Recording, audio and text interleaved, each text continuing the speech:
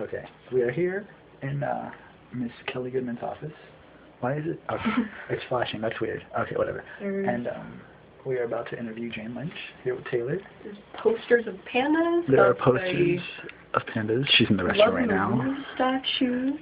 Lynch is in the restroom. We're waiting for her to get out. American poster. Yes, very interesting. Art Spiegelman. Yes. Happy face mug.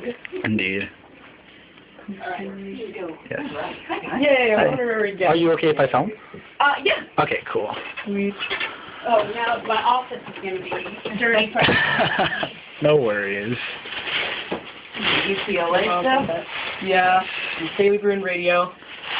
Cool, cool. Let me stop making noises like this. No worries. Oh, what did you buy? I bought a t-shirt for me, one for my daughter, and one for my wife. Awesome. Oh, yeah. UCLA. My daughter wants to come here. Really? Awesome. How old is she? She's 10. So that's adorable. it's been pretty constant. UCLA.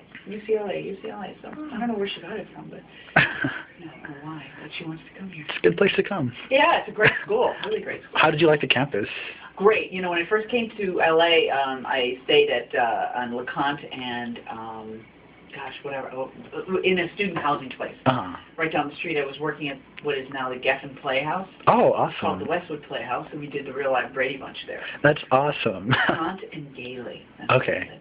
That's where I live right now. Oh, is it? Yeah. Huge, like mammoth building where it was like a maze. You never, I never knew how to get to my room. Yeah. I was always lost. So I know this area very well from having done the real life Brady Bunch at the Westwood Playhouse. Great. Who did you play in that?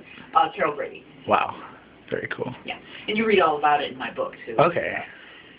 We started it in Chicago. It was actual episodes of the Brady Bunch, and we ended up doing them here in Hollywood. It was hilarious. Wow. Sounds fun. Yeah. So could you tell us what your book is about? It's about me, which is fascinating. I've been fascinating myself for 51 years now. It's a memoir, and it's I guess I've kind of connected the dots in my life, and if I came to my 20-year-old self, which is the place where I kind of start the book from, what would I say to myself? First, I'd shake myself by the shoulders and say, don't be so worried about everything and don't be so anxious. And then I defer to the wise counsel of Carol Brady at the very end of the book, and I say, find what it is you do best, and then do your best with that. I think that if I were to talk to myself way back then, which is about the age you guys are now, I would say everything that happens in your life, allow it to happen. Don't worry about a party going on down the hall over here, or that these people didn't ask you to be in this play, or that you didn't get that job, or that those people don't want to hang out with you. Just focus on what's right in front of you and do your very best with it. And if I had known that, I think I would have eliminated so much angst, so much anxiety, because I suffered a lot over my suffering. So I kind of started putting together the pieces of my life that way. And I haven't really stepped outside of my life in 51 years to do that. But I got to a place recently where now I'm married, I have a child, I have a really good job and a career I just love, and I'm kind of taking a deep breath and assessing where I am and what happened. And so that's how I started writing the book. I mean, you're 51, so for reflecting on it, that's an appropriate time, obviously. So, but can you tell us more about the suffering and angst? Yeah. I kind of touched on it a little earlier. I was born with an extra helping of anxiety. I was so afraid that the parade was going to pass me by. I knew I wanted to be an actress from the get-go, and I'm sure there are a lot of you out there that kind of have an idea of maybe not what you want to do, but how you feel when you do something, and you go, oh, please, will the world allow me to do this and make money at it and let this be my life? And I didn't see how I, as a young girl in a suburb on the south side of Chicago, would ever end up being on TV, which is really what I wanted to do. I wanted to be on TV. And then, I did plays, and I realized that this was what I wanted to do with my life, and it made me the happiest. And I did other jobs to support my habit. I worked at restaurants, and I answered phones so that I could do plays at night. I worked for free most of my life, and still loved it. But I had this kind of anxiety inside of me all the time, afraid that it was going to be taken away from me, afraid that I wasn't entitled to success, whatever that was, and I've redefined success for myself too. So now I get to be 51, and I'm taking a deep breath, and I'm going, I wish I hadn't worried so much. I wish and really the lesson, and this is where I get a little airy-fairy, is trust in your life, you know, trust in the energy of your own life to take you exactly where you need to be, with the people you need to be, the experiences you have to have, and don't worry about what's going on over there. If that door is closed to you, let it be closed. I really, truly believe that it will open if it's supposed to be for you. And I spent a lot of time banging my head against walls and knocking on doors that wouldn't open, and when what was right in front of me was exactly where I needed to be. And case in point, just in terms of my career, I went to a kind of a classical training program at Cornell, an actor training program that was very much about a life in the theater, which is where after I got over, I wasn't going to be on the Brady Bunch television show, which is what I thought I would be. Play. Yeah, that's where I ended up. I ended up doing the stage version of it, which was just a beautiful, happy accident, which is the title of my book. There you go. But so I graduated with a Master in Fine Arts, and I thought I was going to be, I had this notion that I was supposed to be in the theater, and that I was supposed to be doing straight theater, if you will. I knew I would have the funny part. I knew that I was good at comedy. But I did not for a second think I would be in sketch comedy. I didn't poo-poo it or anything. It just wasn't in the realm of possibilities for me in my own head. And then I accidentally got an audition for Second City in Chicago, which is where I did a lot of my theater work, non-equity theater work, the non-paying stuff. And they cast me in their touring company, and I was like, it's a job. I certainly didn't. I thought I wanted to get this a job at Wisdom Bridge or at Steppenwolf or at the Goodman. I thought I was going to do, a run of a play. That's what I want to do, but I'll do this because it's right in front of me and they're offering to pay me, and I went on the road with Second City, and I had the time of my life. And it turns out that my skill set is exactly suited to sketch comedy. And I love doing 5 or 6 characters in a night. I love throwing on a wig. I love doing playing somebody's mother in one scene, and then playing the kid in the next scene, and then playing the cop in the next scene, and then doing a song and dance with them, and being goofy and doing improv. And, at the end of the night, I'd be like, oh, my God, I love this. But I would have never chosen that for myself. I thought I was supposed to be somewhere else. So, one of the things that I say in the book, too, that I did right along the way is that I said yes to everything, whether I thought it was right for me or not. Oh, okay, I'll do it. I said yes to everything. And a lot of it came out of my fear of never being asked to do anything ever again. When you're invited to a party and maybe you don't want to go, and you go, well, I may not be invited to a party this Saturday night, so I'll go to this one. And it turned out that was the party I was supposed to be at anyway. It's interesting you say yes to everything, because I've taken improv classes, and my teachers always say yes to everything when you're creating comedy. That's the rule of improv, is the rule of yes. You don't say no. Like if I go, I'm going to shoot you, you should not say to me, that is your finger, that is not a gun, because you can kill the scene. Right. You say yes to everything. It's called yes and. And so I guess I've developed or cultivated my own way of living yes and. And so when I came across those rules, and I'm a person who loves rules. That's another thing I talk about in the book is, tell me how to do it. Somebody just tell me the steps to take, and I'll do it.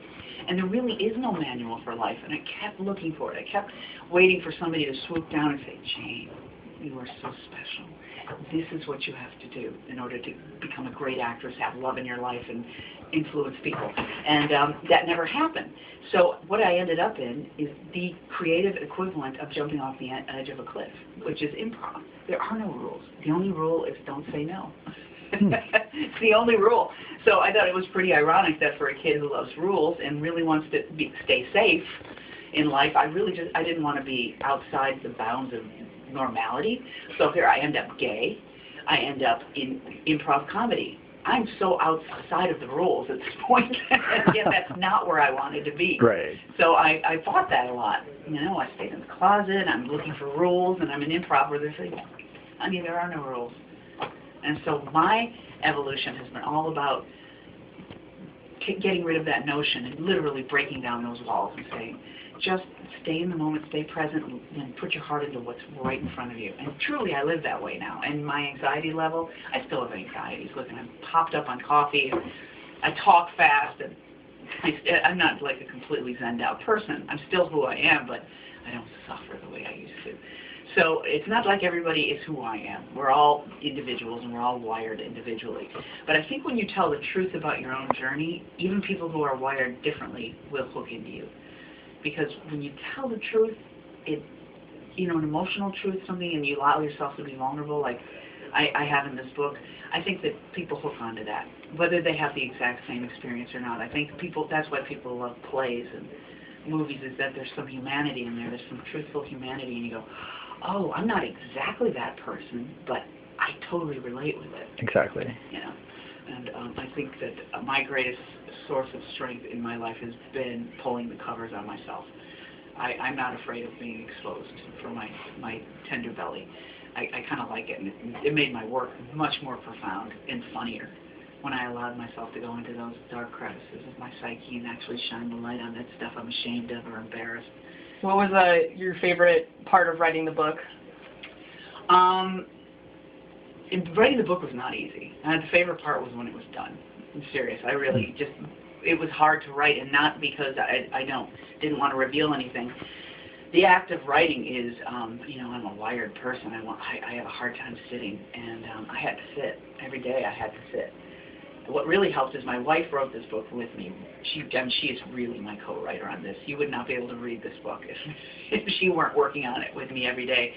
So we had, every day we would get up and I would say, okay, I'm writing chapter 6 now. I want you to go back to chapter 4 and work on that, and then show it to me, and then we'll send it to the publisher. We had a plan every day of what we were doing, and I had to have that because it was really hard to sit in front of that cursor going, waiting to put something in there. I didn't have a hard time remembering anything. I remembered, once I started to hone in on what the theme of the book was, story after story came.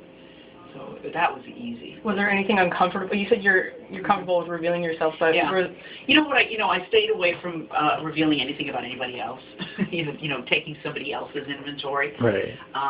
But there, like I talked about a parish priest who, was kind of a pedophile, and I felt, and it's out, it's in the paper, so I felt badly about that because that's my parish growing up. That's the church, and that's. When you reveal stuff like that, other people might get upset about it. And I haven't heard anything about that yet. But I felt bad. Yet it really furthered the story. I didn't gratuitously bring up this priest. But it had a lot to do with my best friend Christopher's evolution as a person. It was his kind of telling that guy to go take a hike, which was such a cool thing for him to do, and the other kids didn't. So, anytime I talk about somebody else, like I don't talk about ex-lovers, I kind of have a general wash of those people because I stuck to me.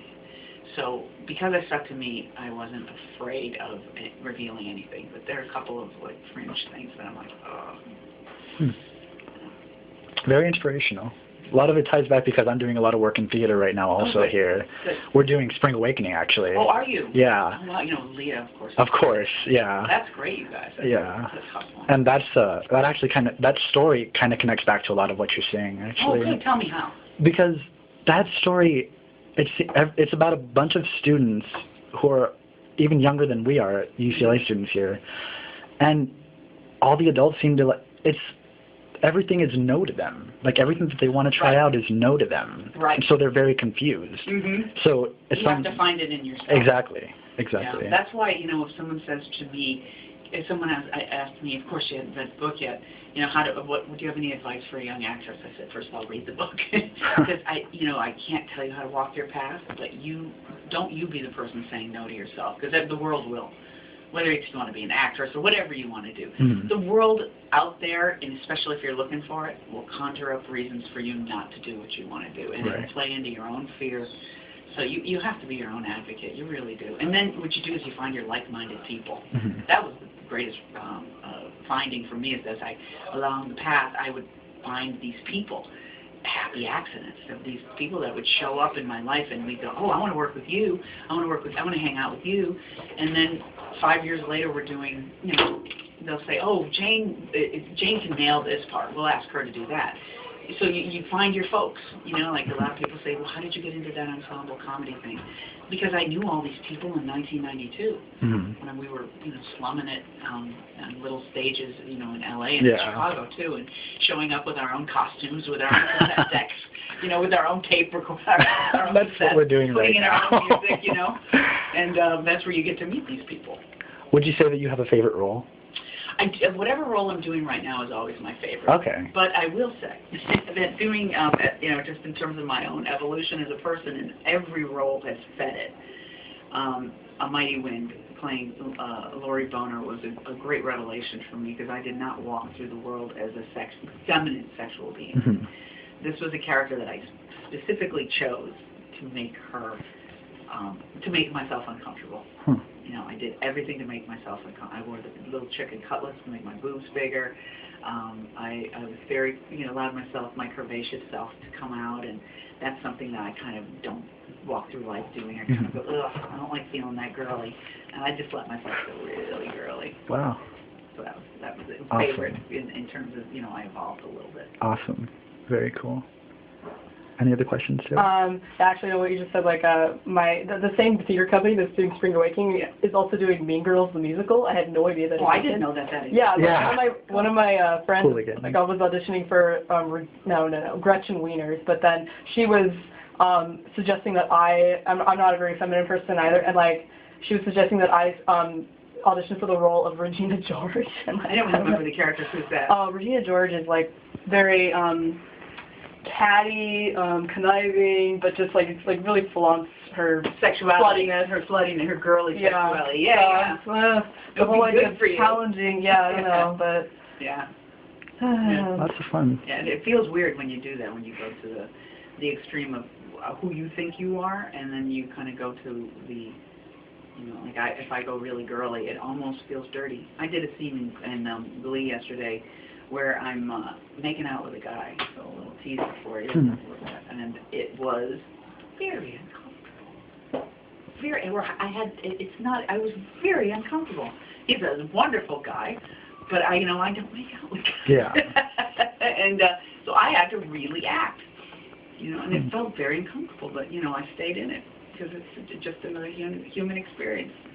How has the whole Glee experience been for you? Great. I love Glee. I love I love it on the macro level almost as much as I love the fact that I get to go to work at a really great place. I love that it's empowering kids to really kind of be themselves. Kind of what my book talks about. That there's a place, they found their people in the Glee Club. There's a place in this high school, in this vicious high school, where they can go and be themselves and be supported for who they are, where they're accepted for who they are and embraced and and held up as being special for all the stuff that they get slushied for in the hallway before. And so that really makes kids feel empowered, and it also, I understand that a lot of kids are auditioning for musicals that never would have before.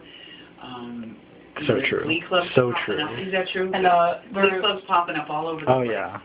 Yeah, and I went to I went to the same high school as my Matthew Morrison, and so there's like this influx of auditions for music and theater because he's been promoting the school. Yeah, he's great about that. He goes back to that school a lot. Yeah. And does stuff for it. Yeah, I think it's a great thing. I think the arts are a civilizing force, and the fact that they're, one of the first things cut, especially here in California, where we have, we're bankrupt, and they're cutting, art. We have to raise the money in our school district, our public school district, for our art teacher and our music teacher. And, there's schools that don't have, parents who can afford it. So it just goes out.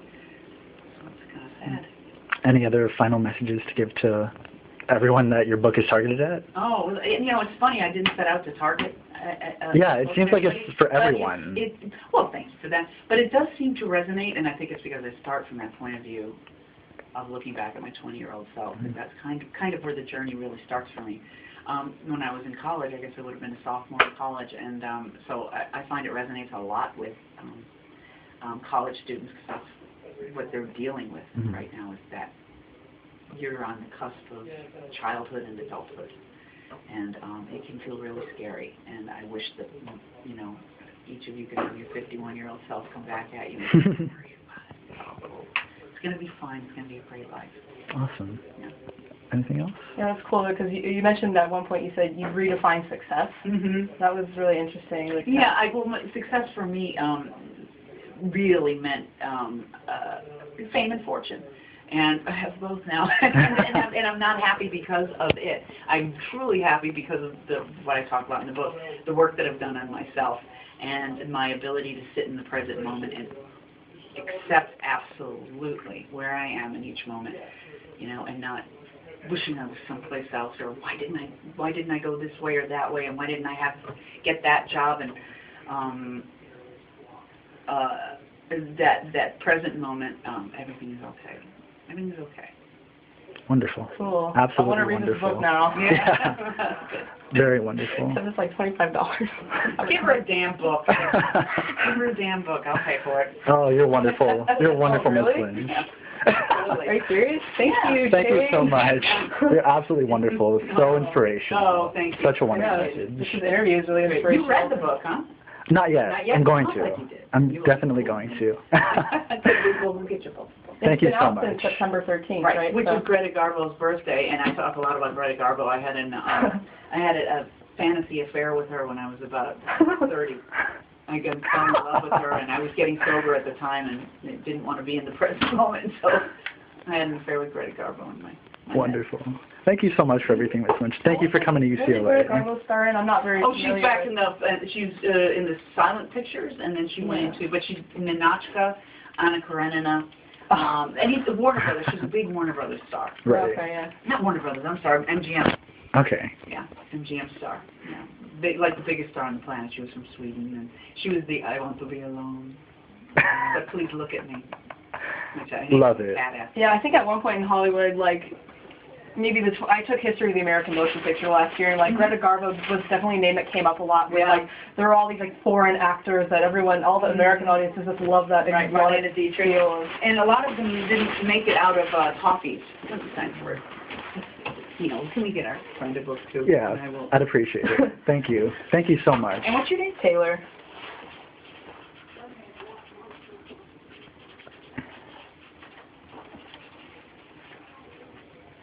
Hopefully someday I'll be able to write a memoir. I'm an aspiring writer. So. Oh, good. I was not an aspiring writer. Another happy accident. I never thought I'd be writing a book. Wow. I did. Excellent. Yeah. Excellent. Okay. So you guys are with the radio? I'm with Daily Bruin Radio, so it doesn't, like, it won't air on a station. We just post it online. Mhm. Yeah. Oh, good. I wanted to get interviews with fans, but I came late, though, so Yeah. I have to track them down somehow. Yeah. I do But a apparently lot. it was crazy. Like, you came here at 9, or? No, they came here at like 9, but I got here at, we were supposed to start at noon, but I got here early because that's just how I roll. Yeah. And we knocked them out in about an hour and a half. Wow. I'm doing Conan tonight. Oh, awesome. Yeah. I actually work with, I work for Hooligan Theater Company, so there's going to be probably 500 fans who will want to. Oh, you know, yeah, you just definitely. Look me up. Yeah. Thousands of people Alright. love her here. Awesome. Okay. And awesome. Thank you so much again.